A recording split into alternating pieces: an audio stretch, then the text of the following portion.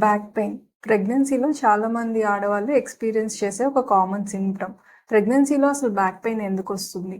4-5 నెలల తర్వాత ఫీటస్ పెరిగే కొద్దీ స్పైన్ అనేది షేప్ మారడం వల్ల చాలా మందికి బ్యాక్ పెయిన్ అనేది వస్తుంది. సో దీన్ని ఎదుర్కోవడానికి చిన్న చిన్న టిప్స్.